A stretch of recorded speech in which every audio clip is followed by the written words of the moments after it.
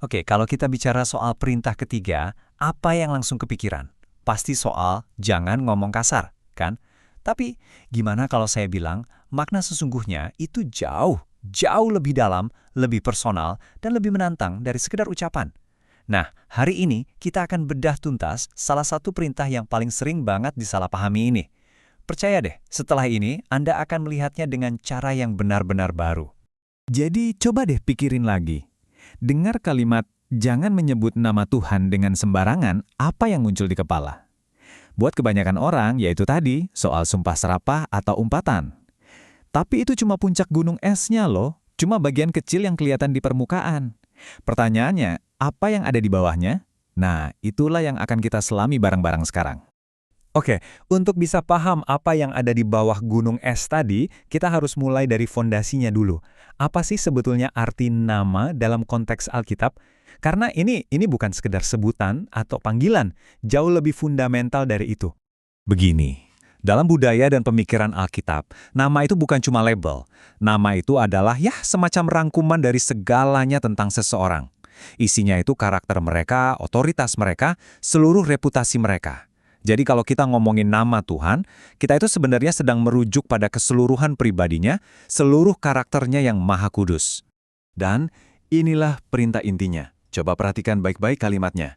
Ini bukan cuma aturan jangan, tapi juga ada peringatan yang serius di dalamnya.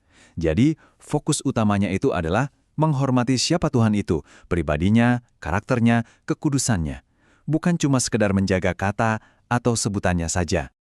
Pentingnya konsep ini kelihatan banget dari cara Yesus mengajar. Bayangin, waktu dia ngajarin hal yang paling dasar, yaitu doa, hal pertama yang dia tekankan, prioritas nomor satunya, adalah penghormatan terhadap nama Bapa. Ini nunjukin betapa fundamentalnya hal ini kan? Coba kita lihat urutannya ya. Sebelum minta berkat, sebelum minta pengampunan, bahkan sebelum minta kebutuhan sehari-hari, sikap pertama yang diajarkan adalah dikuduskanlah namamu. Jadi, menghormati namanya itu adalah fondasi. Titik awal dari semua hubungan dan komunikasi kita dengan Tuhan. Oke, sekarang kita masuk ke bagian yang lebih praktis. Kita akan lihat 3 cara yang spesifik, yang paling umum bagaimana perintah ini bisa dilanggar. Dan seperti yang saya bilang tadi, ini semua jauh lebih dari sekedar ngomong jorok. Jadi, ada 3 kategori utama penyalahgunaan yang akan kita bedah. Pertama, sumpah palsu. Kedua, ungkapan sembarangan yang mungkin paling sering kita dengar. Dan yang ketiga, yang ini nih yang bisa jadi paling bahaya, yaitu menggunakan namanya untuk kepentingan pribadi. Ini serius banget loh. Coba bayangin, ada orang bohong, terus buat meyakinkan orang lain, dia bilang, "Demi Tuhan, saya ngomong benar." Apa yang sebenarnya dia lakukan? Dia itu lagi nyeret-nyeret karakter Tuhan yang maha benar ke dalam kebohongannya. Dia seolah-olah bikin Tuhan jadi penjamin kebohongannya. Ini pencemaran nama yang luar biasa. Nah, solusi dari Yesus itu radikal banget. Dia bilang, udah, nggak usah pakai sumpah-sumpahan. Kalau iya, bilang iya. Kalau enggak, ya bilang enggak. Intinya apa? Biar integritas kita sendiri yang jadi jaminan. Omongan kita sebagai orang percaya, itu harusnya udah cukup kuat dan bisa dipercaya. Sampai nggak perlu lagi bawa-bawa nama Tuhan cuma buat bikin orang yakin. Kejujuran itu standarnya, titik. Nah, ini nih, mungkin yang paling sering kita dengar atau bahkan kita lakukan tanpa sadar. Pas kaget, oh my God! Pas lagi kesal, atau bahkan pas lagi seneng banget. Kita pakai namanya sebagai kata seru biasa. Sepele kelihatannya, tapi tindakan ini sebenarnya menurunkan level nama yang kudus itu jadi setara kayak kata-kata umpatan biasa. Kekudusan dan rasa hormatnya jadi hilang. Oke, kita sampai ke penyalahgunaan nomor 3. Dan yang ini bisa dibilang yang paling halus, tapi juga yang paling bahaya. Yaitu ketika seseorang seenaknya nempelin label ini kehendak Tuhan pada agenda pribadinya, pada kemauannya sendiri. Pernah dengar nggak orang bilang gitu? Tuhan suruh saya begini, padahal sebetulnya itu cuma keinginan hatinya sendiri. Ini bahaya, karena seringkali ini jadi cara buat memanipulasi orang lain atau lari dari tanggung jawab atas pilihan pribadi. Mengatasnamakan Tuhan untuk kepentingan duniawi, wah, ini bentuk penyalahgunaan nama yang sangat-sangat serius. Oke, sejauh ini kita fokusnya ke kata-kata, ke ucapan, ya kan? Tapi sekarang kita akan geser fokusnya jadi lebih luas lagi.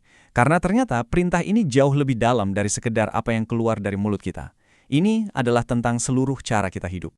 Jadi poin kuncinya di sini adalah seseorang bisa aja seumur hidupnya nggak pernah ngumpet pakai nama Tuhan, tapi dia tetap bisa melanggar perintah ketiga ini lewat gaya hidupnya, lewat perbuatannya. Gimana caranya?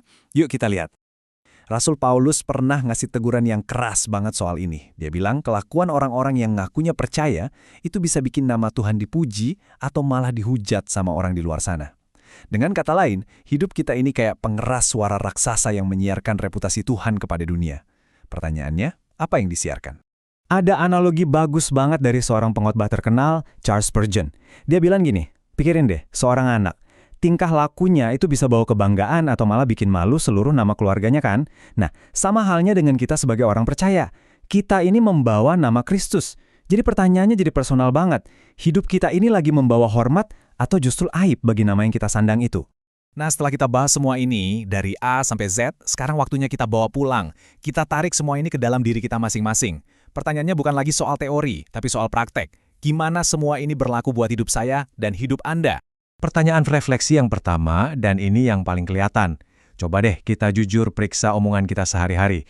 Apakah kita benar-benar menggunakannya dengan penuh hormat? Atau jangan-jangan namanya udah jadi semacam kata seru kosong yang gak ada artinya lagi di kamus kita? Dan sekarang pertanyaan yang lebih menusuk, yang lebih dalam. Lupakan sejenak soal kata-kata. Coba lihat perbuatan kita. Cara kita kerja atau berbisnis, cara kita memperlakukan pasangan dan anak-anak, cara kita merespons pas lagi susah. Apakah semua itu bikin nama yang kita bawa ini kelihatan mulia di mata orang lain? Jadi kesimpulannya gimana? Sederhananya begini, untuk benar-benar menghormati namanya, ada 3 hal. Pertama, bicara dengan hormat. Kedua, hidup dengan integritas, artinya omongan dan perbuatan itu nyambung. Dan ketiga, kita harus aktif menjaga kesaksian kita, sadar betul kalau kita ini adalah duta besarnya di dunia. Dan sebagai penutup, saya mau kita ingat ini. Nama yang kita diajak untuk hormati ini bukan nama yang biasa atau lemah, justru sebaliknya.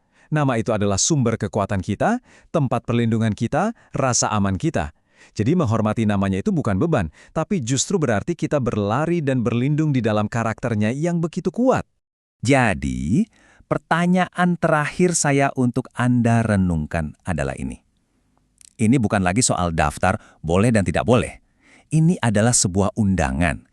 Undangan untuk hidup dengan cara yang begitu selaras dengan karakternya, sampai-sampai nama yang kita sandang itu benar-benar dimuliakan lewat setiap perkataan dan perbuatan kita. Pertanyaannya, bagaimana kita akan menjawab undangan itu?